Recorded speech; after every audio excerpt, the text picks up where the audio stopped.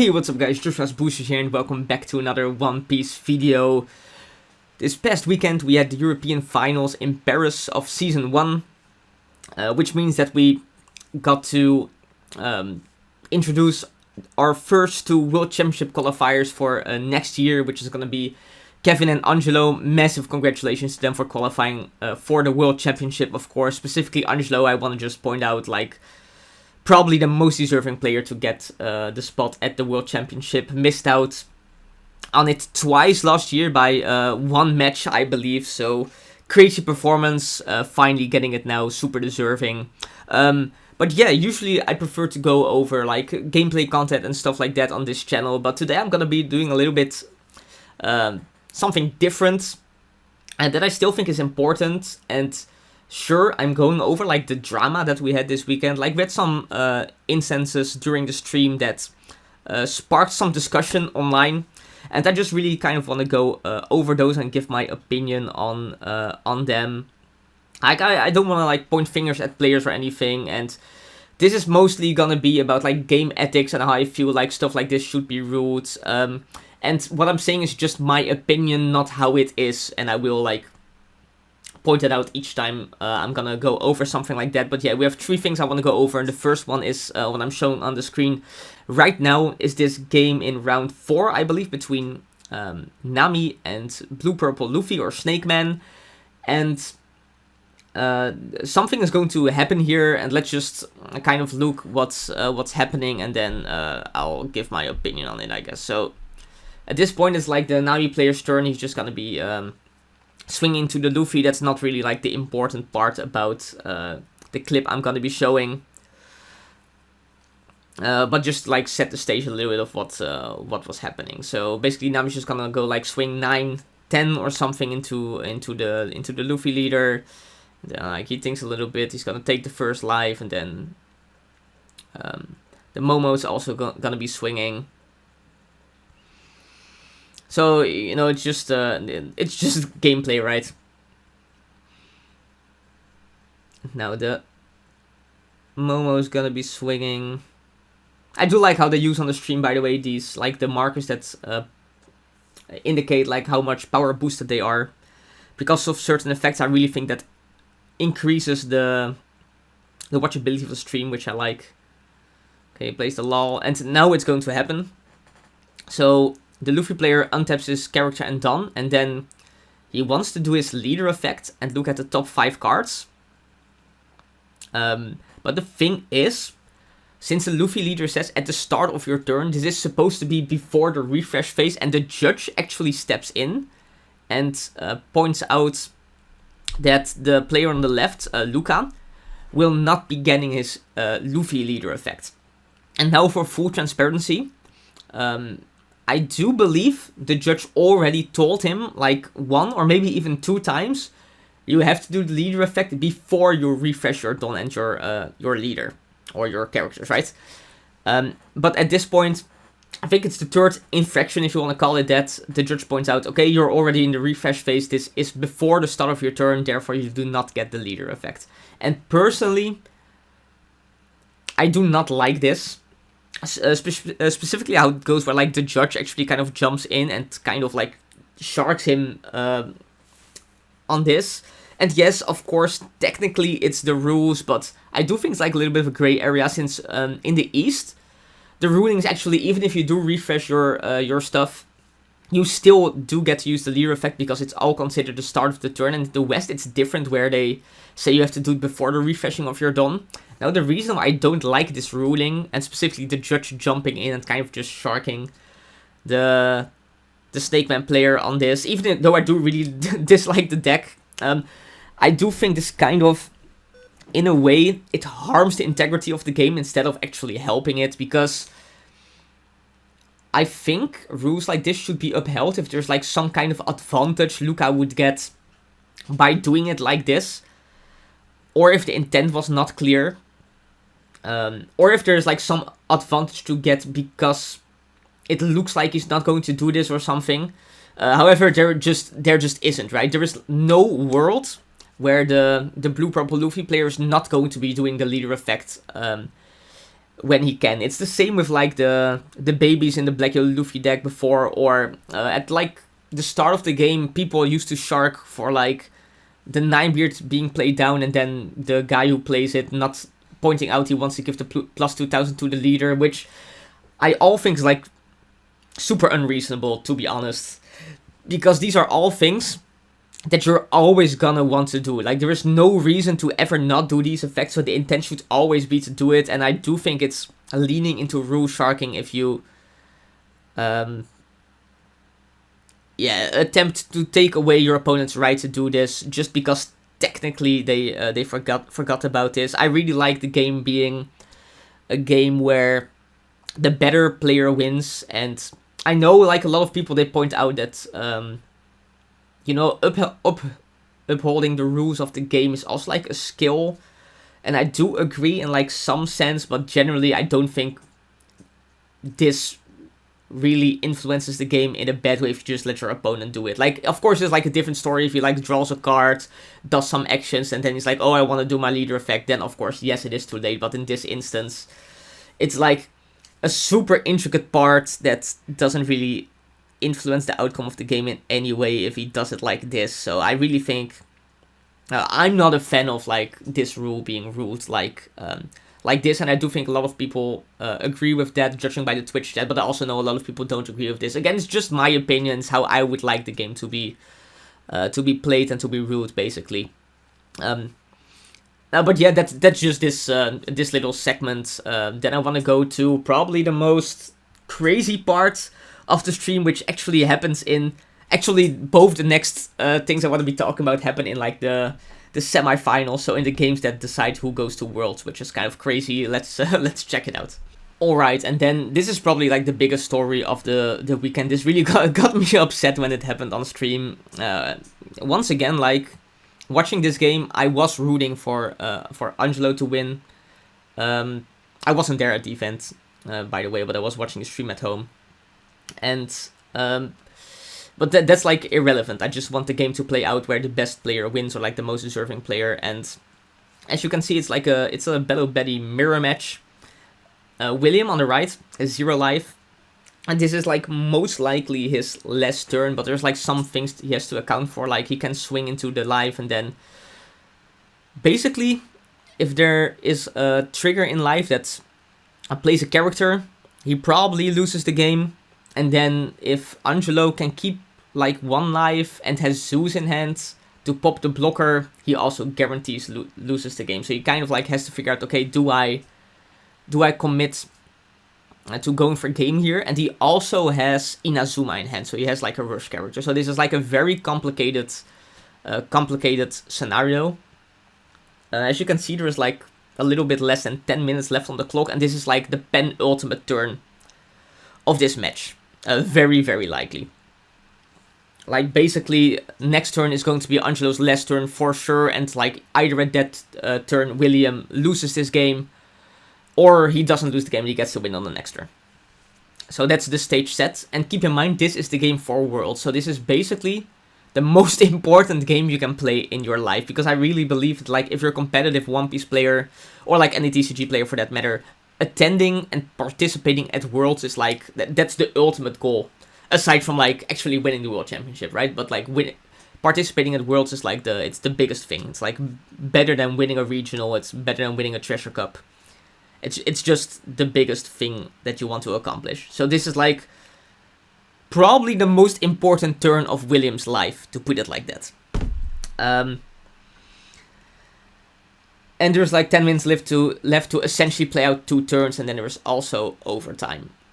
And as you can see, William is playing very, very slowly. Basically, his turn started at like 10 minutes, and he has done 2 actions. And those 2 minutes, basically, he swung with the Betty and he used the Ivankov effect to play out Karasu. And now he's thinking on the leader effect, like the Battle Betty leader effect. And I do like it's kind of hard to tell because we can't hear the audio that the players are hearing, or like the sound the players are hearing. But I think maybe he got like they were looking at the judge, so it seems to me that maybe here the judge is pointing out that he should be making a move. And that's, I think, where the interesting part about like the time rules, or not, slow play rules, I should say, for One Piece come in, because it's very much up to the judgment of the judge what is slow play, at like what type of slow play deserves a warning, or after that like an upgraded penalty. And I actually checked this with a judge as well, and he did confirm that yes, it is largely judgment based, right? There's no like concrete or exact rules for the time that indicate what is slow play. So here he finally makes like the third play of the turn, and at this point it has been almost 3.5 minutes. So he is playing very, very, very slowly. But again, essentially he has they have 10 minutes to play out this these two turns that are gonna happen, like just this turn, and maybe he even wins this turn. And then if he doesn't win this turn, Angelo has like one more turn to try to win the game, and if he doesn't, it's just over. And they have, even at this point, they have 6 more minutes to do this. He also has Zeus in hand. Oh, but that doesn't do anything because he doesn't have life. So if a blocker comes out, then... And now it's like, okay, how is he gonna be swinging these characters? I think Angelo at this point has like 6 cards in hand, and I think to win the game he essentially has to connect with like a 8k swing, I believe. And then he has to make the decision whether he wants to keep the Karasu standing or not. I'm kind of tempted to skip ahead a little bit, but I think this is also the point where he takes the longest to actually commit to a play. So I'll just have it play out, I suppose. But I guess if you're watching this video, you probably already know what's going to happen. But again, most important turn of his life, the game is gonna be finishing before time runs out anyway. And yes, it is true that making a timely decision when you're playing the One Piece card game, it is a part of the game, right? Because someone on Twitter pointed out, I'm sorry, I forgot who it was right now, but he said like, most players are going to be able to figure out the optimal turn if you give them 15 minutes, but you don't have 15 minutes to play a turn, right? You usually only have like a couple of minutes, and then in the later stages of the game, that's also what I think makes it complicated, because very often in the early stages of the game, so he finally makes a play here,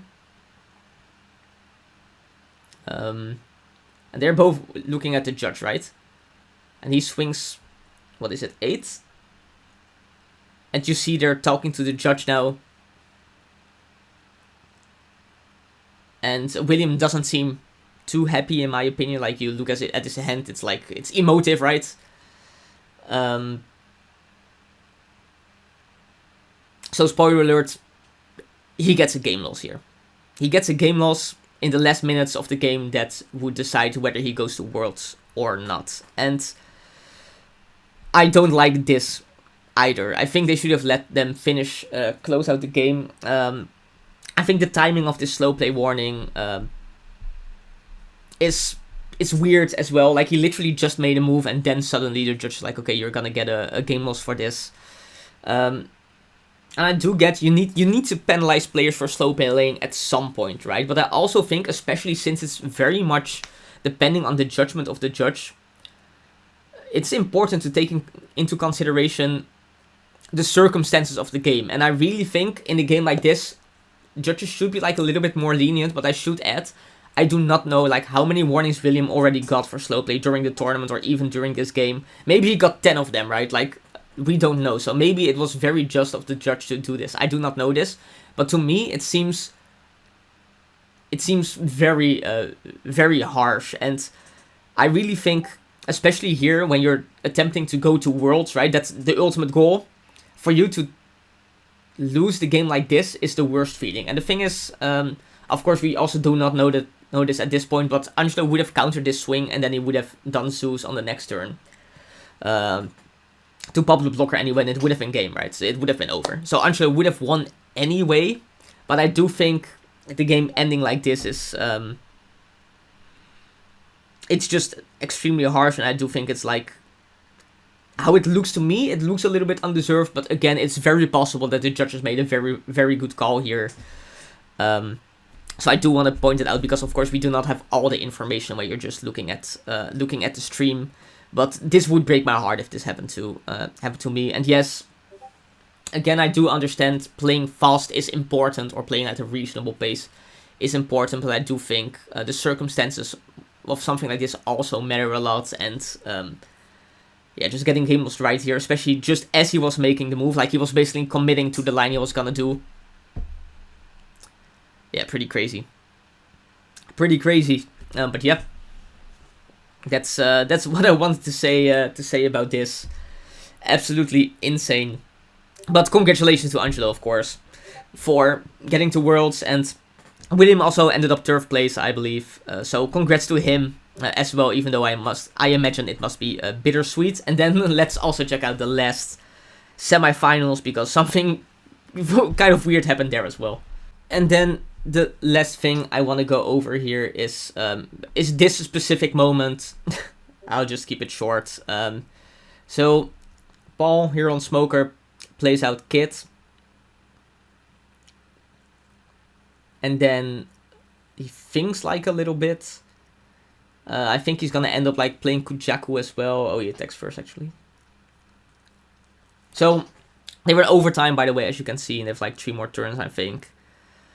Smoker is at 0 life. You can see the field of the Teach and the hand of the Smoker. There's like not that much. Actually, there's like a decent amount of counters. There's like 2k, 2k, and the event. So then, what happens here is Paul swings. Teach takes the life.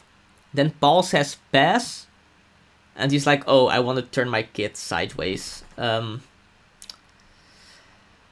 Yeah, and I'm not sure what happens. Like, I'm not sure if Kevin is the one that says, "You said pass," or the judge said, "You said pass." But I also think this is like a little bit complicated, because we just go back to what I said during the first part of the video, during the Luffy game. Obviously, the intent of playing the Kid here is to put it rested, right? That's always the intention of this play. And